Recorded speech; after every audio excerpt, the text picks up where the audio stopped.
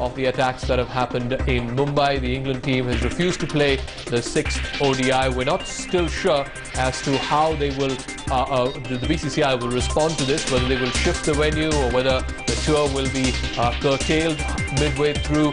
We're still not sure, but India, of course, have managed to win the series already.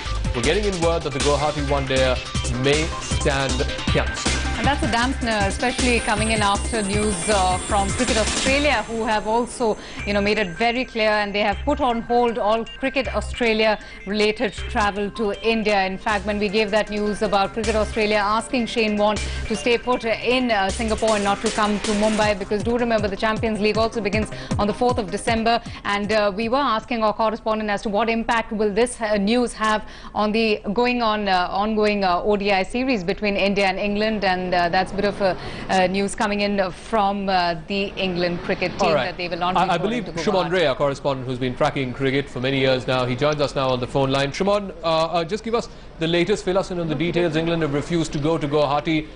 Does this mean that the ODI there stands cancelled? The BCCI is trying to have a negotiation with them. They were trying to shift the venue, but at this 11th hour, there are only 2 days left. It's very unlikely that actually BCCI will be able to convince the England team to play to another centre. England visibly 5-0 down. They would like to minimize the tour as much as possible, and also the fact that Guwahati, which had a terrorist attack a few days back, they think that the travel arrangement over there, the hotel arrangement and everything in Guwahati is not adequate. They had played earlier in Guwahati, so they were that time also they had expressed some kind of apprehension. Guwahati is a place where foreigners, for the foreign cricket teams, they do not like to play because of obvious reasons, because of the security arrangements there. But then Mumbai also, the England team is planning to cancel their second test match in Mumbai. The talks are going on with the BCCI. There will be a meeting later in the day in Bhubaneswar where England team is likely to talk to the BCCI. Shuman, that would practically render the rest of the tour meaningless because they're already refusing to go to Guwahati. One of the 2 tests is in Mumbai as well. That's a big blow, not just for the BCCI but also for cricketing fans across the country. Now the test match that will be held later in next month, starting 16th. So there is quite a bit of time to shift the test venue. The one-day series is already decided. It's 5-0 in favor of India. So the venue cancelled. So the ODI series is not that much affected in terms of 7 matches. Yes, 1 match less. But in terms of test match, obviously Ahmedabad centre, they have no problem as so far. But how the talks actually begin and what the England team actually speak later in the day with the BCCI. One representative from BCCI is coming. It may be the secretary himself, but it's not for sure.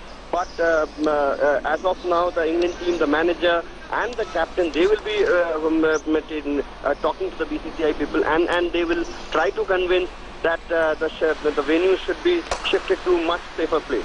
All right, Shumon, thank you so much for getting us that update. So disappointing news coming in from the England team, who have expressed their concerns and they've refused to travel to Guwahati for the 6th ODI against India. But let's also, just get a couple of reactions, some international reactions coming in from the US, where President-elect Barack Obama has absolutely condemned the attacks and has offered all assistance to the Indian authorities. In fact, the Pakistan Foreign Minister has also reacted.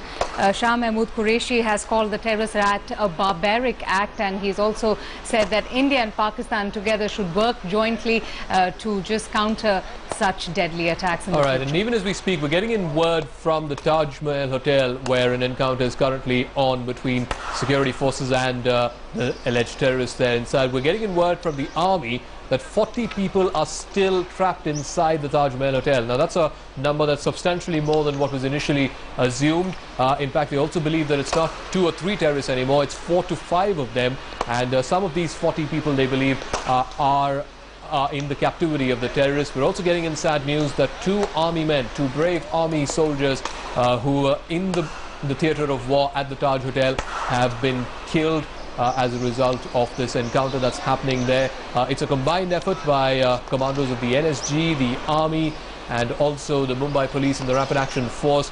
who have jointly encircled the building. They're doing a floor-by-floor sanitization process that's underway, and it's really the top couple of floors where the action has now shifted to. It's clearly very disturbing news coming in. Still, we believe 40 people trapped inside the Taj Mahal building.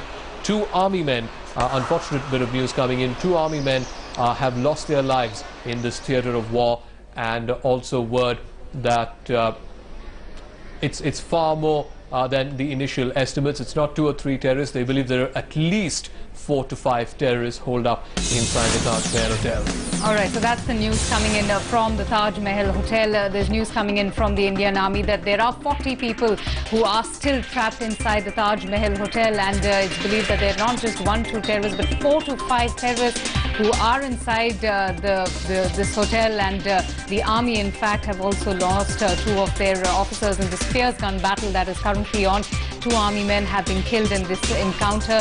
The NSG Commando operation is, of course, underway. It's a combined effort, as Gaffer was just talking about, between the National Security Guards, the RAF, the Mumbai Police, the Army. It's a combined effort, and that's what this huge flashing out operation has been going on since the early hours. But this is what's been going on in the Taj Mahal Hotel. Let's just get you an update as to what really is happening in the Oberoi Trident, which is also quite close to the Taj Mahal Hotel. Both the hotels are in the Nariman Point. Now, in the Oberoi Hotel, there are 6 foreign tourists who are believed to have been held hostage. On the 19th floor, we are getting reports that there were about 3 to 4 terrorists inside the hotel. Similarly, as in the case of the Taj Mahal Hotel, a similar flushing out operation is going on at the Oberoi Trident too. And it's far more difficult, I believe, in the Oberoi Hotel because it's 2 buildings. The old building, the Trident Hotel, has about 10 to 12 floors. The new building, the Oberoi building, has about 35 floors. So it's a painstaking effort for the NSG commandos. They have to sanitize floor by floor, ensure that every area is cordoned off, and that also the fear of booby traps. Remember, that's the other big concern for the commandos who are trying to sanitize this area. The militants are loaded with ammunition. We know as of now that they have multiple rounds of cartridges, they have magazines, semi-automatic machine guns, they also have hand grenades. There's also fear that there could be far more dangerous explosives and booby traps laid for the NSG commandos inside the Oberoi building. So the theatre of war, the theatres of war as it were, one at the Taj Mahal Hotel, like you're seeing from the 5th floor, just under the dome, smoke still billowing out. Akash Banerjee, our correspondent, is standing by at the Taj Hotel. We're getting in word from the army, Akash, that 2 of their men have died martyrs in this encounter. Yes, what we can now confirm to you is that we just now spoke to the army personnel. Finally, some official word out, which we can then deliver. This is the situation as of now. According to the army, there were 7 to 8 people at least. 2 people seem to have been either gunned down. 2 of the remaining 7, 2 have been seriously injured. There are about 5 people who are still active inside the premises of the Taj Hotel, the Heritage Wing. 40 to 50 people, unfortunately, still might be held hostage.